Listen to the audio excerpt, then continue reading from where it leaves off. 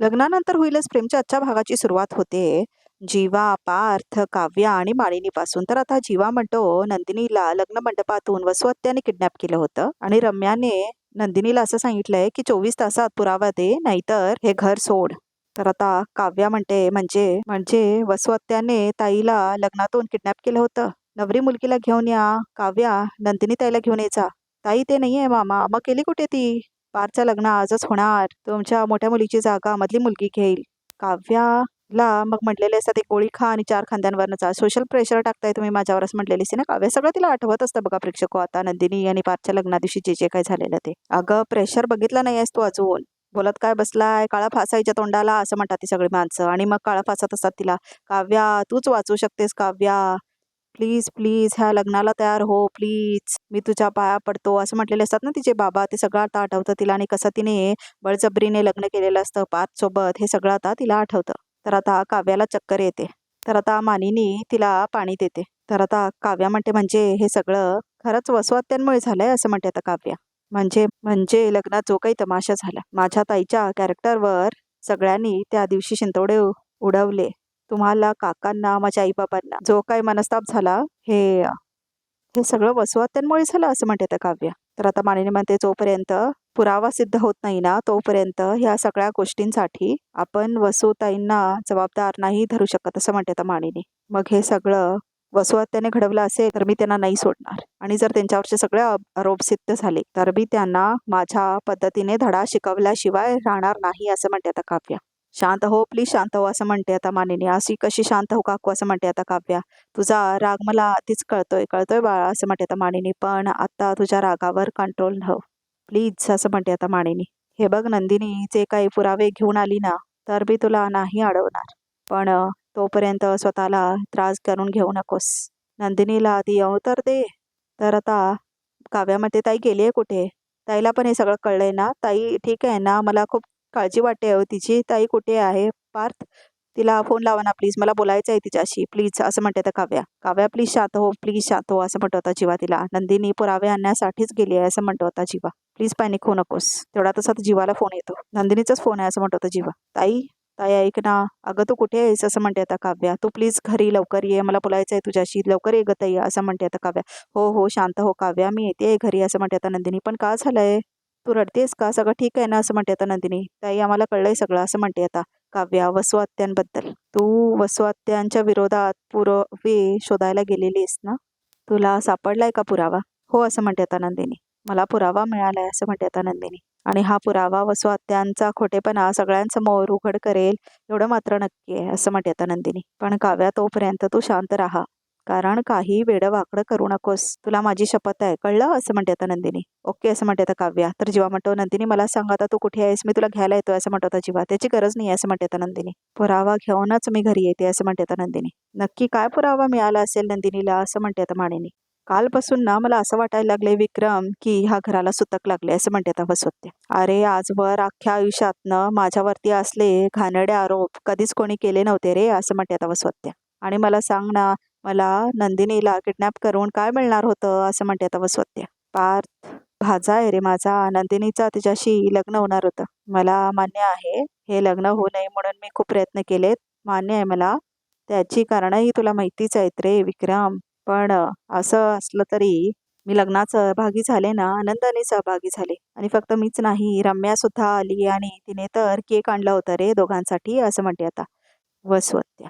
तर आता रम्याने केक आणलेलं असतं ना, ते सगळं आता आठवणून सांगत असे वसुहत्या आणि म्हटलेली असते ना वसुहत्या मला सगळेजण माफ करा, मी तुम्हा सगळ्यांना खूप त्रास दिला, खूप तमाशे केले असं म्हटलेली असते ना वसुहत्या. ती आता सांगत असते आणि म्हणते की मी एवढं मनापासून सगळं केलं होतं तरीही माझ्या पदरात ही असली घाणेरडे आरोप केले जात आहेत. आणि जोरजोरात रडायला लागते आता वसुहत्या. वसुहत्या रडू नकोस, माझा पूर्ण तुझ्यावर विश्वास आहे, तू असं काही केलेलं नाही आहेस असं म्हणतो होता विक्रम वसुहत्याला. नक्की त्या नंदिनीचाच गैरसमज झालेला असणार असं म्हणतो होता विक्रम. तिची चूक तिला कळेल ना तेव्हा ती स्वतःहून तुझी माफी मागायला येईल असं म्हणत होता विक्रम. तिने माफी मागून काय उपयोग आहे रे, व्हायची ती बदनामी झालीच ना माझी असं म्हणते होता वसुहत्या. तुला खरं सांगू का, इथे आपलीच मुलं आपल्यावर डाग लावण्याचा प्रयत्न करतात ना तेव्हा मेल्यासारखं वाटतं रे विक्रम, असं म्हणून रडायला लागते तेव्हा वसुआत्या. अगं ताई, तू रडू नकोस ग, तू नको असा विचार करूस प्लीज, असं म्हणत होता विक्रम. तुझ्या मुळे मी शांत बसलेली आहे असं म्हणते तेव्हा वसुआत्या. मला एकटं नाही ना पडू देणार तू, असं म्हणते तेव्हा वसुआत्या. मला आणि रम्याला तुझ्याशिवाय कोणी नाही आहे रे विक्रम, आम्हाला एकटं नको पाडूस, असं म्हणते आता वसुआत्या. आणि आता विक्रम तिची सांत्वना करतो. ताई तू शांत हो ग, शांत हो ग, असं म्हणत होता विक्रम. तर आता वसुआत्या हसायला लागतात. तर आता संध्याकाळ झालेली दाखवलंय. तर आता रम्या घंटी वाजवत असते जोरजोरात आणि आता तिच्या हातामध्ये नंदिनीची बॅग असते. तर आता सगळे येतात आणि म्हणतात, काय झालं, कशाला वाजवतेस हे एवढ्या जोराजोरात, तुला ह्या आवाजाचा त्रास होतोय ना? मला माझ्या आईवर झालेल्या खोट्या आरोपांचा त्रास होतोय, असं म्हणते तर रम्या. काव्या, ही तुझ्या बहिणीची बॅग उंबरठा ओलांडून या घरात आली होती ना ती, आज तिची उलट पाठवणी आहे, असं म्हणते तर रम्या. वेळ भरली आहे तुझ्या बहिणीची, 24 तासात आरोप सिद्ध करणार होती ना तुझी बहीण, कुठे आहेत पुरावे आणि कुठे आहे ती नंदिनी, असं म्हणते आता रम्या. माझ्या आईवर खोटे आरोप करून कुठे पळून गेली ती, असं म्हणते तर रम्या. रम्या, आरोप तर तू आणि तुझ्या आईने केलेत माझ्या नंदिनी ताईवर, असं म्हणते आता काव्या. येते माझी नंदिनी ताई, तेही पुराव्या सकट, असं म्हणते आता काव्या. अजूनही वेळ गेलेली नाहीये आत्या. आणि घंटा देते आता काव्या आत्याच्या हातात आणि म्हणते, जमलं तर हाच घंटा देवासमोर ठेवा आणि वाटलंच तर स्वतःच्या जीवाची भीक मागा, असं म्हणते काव्या. आता कसं बघा विक्रम गप्प बसलेला आहे, कसं नंदिनीला पाण्यात बघतो हा विक्रम आणि कसं नंदिनीची आबरू काढत असतो, पण बघा काव्यासमोर कसा गप्प झालेला असतो. तर आता काव्या म्हणते, कारण तुमच्यावर आरोप सिद्ध झाल्यावर तुम्हाला अशी काव्या दिसणार आहे ना की जी आजपर्यंत कुणीही बघितली नसेल, असं म्हणते काव्या. तर आता सगळेजण घाबरतात हे ऐकून. बास काव्या, असं म्हणते तर रम्या. खूप बोलीस तुझ्या बहिणीच्या बाजूने, कुठे आहे गती? काल खूप ढेकात बोलून गेली होती ना की 24 तासात पुरावे घेऊन येईन मी म्हणून, असं म्हणते आता रम्या. कुठे आहेत ग पुरावे आणि कुठे आहे ती नंदिनी, असं म्हणते आता रम्या. 24 तास संपायला फक्त 5 मिनिटं बाकी आहेत आणि नंदिनी इथे कुठेच नाही आहे. ह्यावरून हेच सिद्ध होतं की तिच्याकडे पुरावा, तर आता नंदिनी इथे तेवढ्या अर्थाने म्हणते पुरावा आहे. तर आता इथे नंदिनी दीपक सोबत आलेली असते. तर आता जीवाला वगैरे शॉक बसतो नंदिनीला बघून. तर आता वसुआत्याच्या हातातली घंटी पडते, घाबरतात त्या. तर आता नंदिनी दीपकला आत घेऊन जाते. 24 तास संपायला 5 मिनिटं शिल्लक आहेत, पण माझा खरेपणा आणि वसुआत्यांचा खोटेपणा सिद्ध करायला 1 मिनिट सुद्धा पुरेचा आहे, असं म्हणते आता नंदिनी. कारण मी जो पुरावा आणलाय तो हा आहे, असं म्हणते आता नंदिनी. तर आता दीपक आलेला असतो बघा प्रेक्षक हो. तर आता जीवा म्हणतो, नंदिनी तू दीपकला घेऊन आली आहेस, हाय पुरावा, असं म्हणतो जीवा. अगं तुला कळतंय का?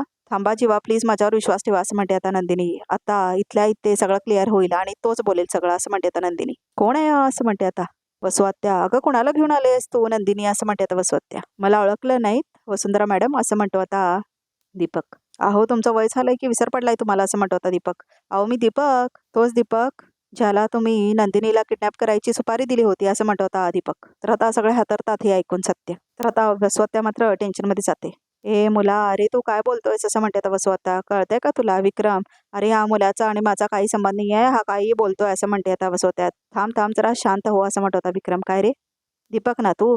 नाही मलाही सांग, वसुताईने तुलाच का सुपारी दिली नंदिनीला किडनॅप करायची, असं म्हणतो आता विक्रम. कारण माझं नंदिनीवर प्रेम आहे हे त्यांना कळलं होतं, असं म्हणतो आता दीपक. म्हणून ह्याने मला एक ऑप्शन दिलं. त्या म्हणाल्या की नंदिनीला किडनॅप करायला मी तुझी मदत करेन, म्हणजे तुझं नंदिनीसोबत लग्न होईल आणि नंदिनी लग्नात नसल्यामुळे तिथे खूप मोठा तमाशा होईल, असं म्हणतो आता दीपक. तर आता काव्या वगैरे सगळे दचकतात. तर आता वसुआत्या म्हणते, अरे असं मी काही बोललेले नव्हते, असं म्हणते आता वसुआत्या. विक्रम मी असं काही बोलले नव्हते रे, असं म्हणते आता वसुआत्या. आणि मला एक सांग, जर तू नंदिनीला किडनॅप केलंस, तिच्यावरती हल्ला केला होतास, तर मग तिच्या बाजूने कसं काय बोलतोयस रे, असं म्हणते आता वसुआत्या. विक्रम, मानिनी हा तिच्या बाजूने बोलतोय ह्याचाच अर्थ हिने त्याला ब्लॅकमेल केलं असेल, असं म्हणते आता वसुआत्या. नाहीतर काहीतरी आमिष तरी दाखवला असेल याला, असं म्हणते आता वसुआत्या. दुसऱ्यांना ब्लॅकमेल करण्याचे, आमिष दाखवण्याचे, त्यांचं आयुष्य उद्ध्वस्त करण्याचे विचार फक्त तुमच्या मनात येतात वसुआत्या, असं म्हणते आता नंदिनी, आमच्या नाही.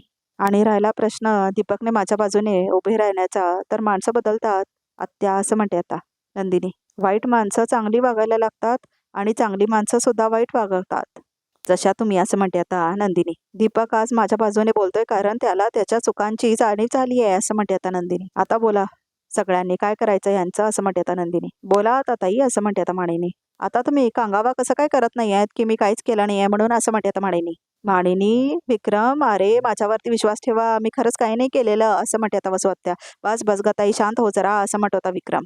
ह्या मुलाने स्वतःच्या तोंडाने सांगितलं आणि तरी तू मान्य करायला तयार नाही आहेस, असं म्हणत होता विक्रम. मामा अरे ऐक ना, या नंदिनीने फूस लावली असेल त्याला, असं म्हणते आता रम्या. तसाही तो प्रेमात बुडालाच होता, त्याला कन्व्हिन्स करणं खूप अवघड नसेल, असं म्हणते आता रम्या. ए रम्या, काय बोलतेस, तुला कळतंय तुला, असं म्हणतो आता जीवा जोरजोरात. आणि मोठी माणसं बोलतायत ना, मग एक शब्द बोलू नकोस, असं म्हणतो आता जीवा. का, असं म्हणते आता रम्या. का बोलू नको, माझ्या आईच्या आयुष्याचा प्रश्न आहे जीवा, मी बोलणार, असं म्हणते आता रम्या. हे बोल, असं म्हणते आता काव्या. रम्या, तुला काय बोलायचं आहे ते बोल. पण मी आता वसवात्यांना सोडणार नाही आहे, कळलं, असं म्हणते आता काव्या. तेवढ्यातच कॉल येतो आता दीपकला. तर आता एक चिठ्ठी पडते तिच्या खिशातून. तर आता ती चिठ्ठी घेतो तो हातात. तर काय आहे, असं म्हणते आता रम्या. काय नाही, असं म्हणतो आता दीपक. तू एवढा घाबरला काय आहेस, असं म्हणते आता रम्या. मी कुठे घाबरलोय ताई, असं म्हणतो आता दीपक. नाही ना काही, असं म्हणते आता रम्या. दाखव मग, असं म्हणते आता रम्या. काय एवढं महत्वाचं नाही, असं म्हणतो आता दीपक. महत्वाचं नाही आहे ना, मग दाखव. आणि ते असं म्हणते. आणि रम्या आता ती चिठ्ठी हातात घेते. तर आता ती चिठ्ठी उघडून बघते आणि वाचायला लागते ती चिठ्ठी. तर रम्या बघते की bail order. Oh my God, असं म्हणते आता रम्या. अगं काय ग ये नंदिनी, असं म्हणते आता रम्या. तू दीपकची जामिनावर सुटका केलीस, असं म्हणते आता रम्या. तर आता जीवा एकदम दचकतो, हे काय झालं म्हणून. काय, असं म्हणते आता माळिनी. नंदिनी, तू तू खरंच याला सोडून आणलंयस, असं म्हणते आता माळिनी. हो मामी, असं म्हणते आता रम्या. हे बघ, हे घे, जामिनावर सोडवलंय, त्याचेच कागदपत्र आहेत हे, त्याच्यावर नंदिनीची सही सुद्धा आहे, असं म्हणते आता रम्या. ओ अच्छा अच्छा, आता लक्षात येते माझ्या, म्हणजे नंदिनीने हा दीपक नावाचा पुरावा प्लॅन करून आणलाय, असं म्हणते आता रम्या. तर आता सगळ्यांना शॉक बसतोय सगळं ऐकून. म्हणजे दीपकची साक्ष मिळवण्यासाठी तिने तिला जामीन दिलाय, असं म्हणते आता रम्या. माझ्या आईला खोटं ठरवण्यासाठी तिने डील केलंय दीपक सोबत, असं म्हणते आता रम्या. वाटेल ते बोलू नकोस रम्या, असं म्हणते आता नंदिनी. मी असं काही केलेलं नाही आहे. म्हणजे तू दीपकला जामीन मिळवून दिलेला नाही आहेस, असं म्हणत होता विक्रम. बाबा, मी दीपकला जामीन मिळवून दिलाय, पण पण काय ग, असं म्हणते आता रम्या. अगं, ज्या दीपकला जीवानी आणि पार्थने शोधून खोदून काढलं, जेलमध्ये टाकलं, आणि त्यालाच तू जामिनावर सोडवलंयस. अर्थात तुझा काहीतरी स्वार्थ असल्याशिवाय तू असं काही करणार नाहीस, हो ना, म्हणते रम्या. माझा यात काही स्वार्थ नाही, असं म्हणते आता नंदिनी. दीपक स्वतःहून माझ्या बाजूने बोलायला तयार झाला, कारण त्याला त्याच्या चुकांची जाणीव झाली, असं म्हणते आता नंदिनी. त्याने मला विनंती केली होती की तू तुझी केस मागे घे, मला चांगलं आयुष्य जगायचं आहे. त्यावर मी त्याला एवढेच म्हणाले की हे शक्य नाहीये, फार फार तर मी तुला जामीन मिळवू देऊ शकते, जे त्यांनी बाल्य केलं. मी खरं सांगते, आमच्यात कुठलेही डील झालेलं नाही आहे, असं म्हणते आता नंदिनी. हवं तर तुम्ही विचारा दीपकला, असं म्हणते आता नंदिनी. तर आता दीपक घाबरल्यासारखं करतो. विचारेन ना, विचारणारच त्याला, असं म्हणते आता रम्या. पण मी नाही, माझ्या आईचे कमिशनर मित्रच आता दीपकचा समाचार घेतील, असं म्हणते आता रम्या. तर आता दीपक खूप घाबरतो. सांग, दाम, दंड, भेद सगळंच वापरतील. तर आता दीपक खूपच घाबरतो बघा हा प्रेक्षक हो. आता तो नक्की साक्ष बदलणार. हो मग बोलवा ना, असं म्हणते आता नंदिनी. कर नाही, त्याला डर कशाला, हुशाल बोलवा. ए नंदिनी, काय बोलतेस तू, हा, असं म्हणतो दीपक. पोलीस कशाला, हे आते होते हा आता, असं म्हणतो आता दीपक. दीपक हे बघ, तू कुठलीच काळजी करू नकोस, तुला काही होणार नाहीये, असं म्हणते आता नंदिनी. नाही नाही नाही नंदिनी, तू मला जे बोलायला सांगितलं होतंस ना, ते सगळं मी बोललोय मी, असं म्हणतो आता दीपक. तर आता बघा प्रेक्षक हो, परत धमकी देतात नाही रम्या आणि वसवत्या, तर बदलतो बघा प्रेक्षक हो. हा दीपक पण पिहू सारखाच. आता जर का मग पोलीस येणार असतील ना, तर मग मी तुझी साथ देणार नाही, असं म्हणतो आता दीपक. तर सगळ्यांनाच धक्का बसतो हे ऐकून. साथ देणार नाही म्हणजे, असं म्हणते आता वसवत्या. तर वसवत्याने मोठा गेम खेळलेला आहे बघा आता प्रेक्षक हो. विक्रम ऐकतोस ना, हा काय बोलतोय ते, असं म्हणते आता वसवत्या. नंदिनी, असं म्हणतो आता विक्रम. काय हा काय प्रकार आहे, असं म्हणतो आता विक्रम. बाबा, मलाच कळत नाही हा काय प्रकार आहे, काय बोलतोस तू दीपक, असं म्हणते आता नंदिनी. तुला कळत नाही, असं म्हणते तर रम्या. मी विचारते मग, असं म्हणते तर रम्या. काय रे, काय बोललास, असं म्हणते तर रम्या. जे बोलायला सांगितलं होतं ते बोललो, म्हणजे, असं म्हणते तर रम्या कॉलर पकडून दीपकची. ह्या नंदिनीने असं काय बोलायला सांगितलं होतं तुला, बोल ना, काय सांगितलं होतं बोलायला. हे बघ, खरं खरं सांगा, बोल. आता बोलतोयस की, हा, असं म्हणते रम्या आणि थोबाडीत मारते आता दीपकच्या. तर आता दीपक हात धरतो आपल्या गालावरती आणि बाकी सगळे शॉकमध्ये जातात. सांगतो सांगतो, असं म्हणतो होता दीपक. सगळं खरं खरं सांगतो, असं म्हणतो होता दीपक. असं म्हणते रम्या. नंदिनीने मला वसुंधरा मॅडमच्या विरोधात खोटी साक्ष द्यायला लावली होती, असं म्हणतो आता दीपक. तर आता बॅकग्राऊंडमध्ये श्रीकृष्णाय भद्राय बॅकग्राऊंड म्युझिक लावलेलं आहे आणि आता जीवा आणि पार्थ मात्र दचकतात. सर्व मंगले शोभितम असं काहीतरी बॅकग्राऊंड म्युझिक आहे. मी साक्ष दिली तर नंदिनी माझी जामिनावर सुटका करेल, अशी डील केली होती तिने माझ्यासोबत, असं म्हणतो होता दीपक. तर आता नंदिनीला शॉक बसतो आणि आता जीवा आणि पार्थला पण शॉक बसतो. तर आता काव्याला खूप राग आलेला असतो. तर आजचा भाग इथे संपतो. तर आता बघूया रिकामध्ये काय आहे ते. तर आता विक्रम नंदिनीला म्हणतो, अत्यंत खालच्या दर्जाला गेलेली आहेस तू, लाज वाटते मला. दीपक, हे सगळं काय करतोयस तू? मी तुला काही खोटं नाटं सांगून इथे बोलवलेलं नाही आहे, मग का खोटं बोलतेस तू? असं म्हणते आता नंदिनी. तू नाही का सांगितलं होतं वसवत्याच्या बाजूने खोटी साक्ष द्यायला, असं म्हणत होता दीपक. तुलाही माझ्याबद्दल काहीतरी वाटतच असेल ना, असं म्हणतो दीपक. तर बस कर म्हणून थोबाडीत मारते आता नंदिनी दीपकच्या. तर आता सगळ्यांनाच धक्का बसतो हे ऐकून. तर आता रिकॅप सुद्धा इथेच संपतो. तर प्रेक्षक हो, या चॅनलला नक्की सबस्क्राईब करा.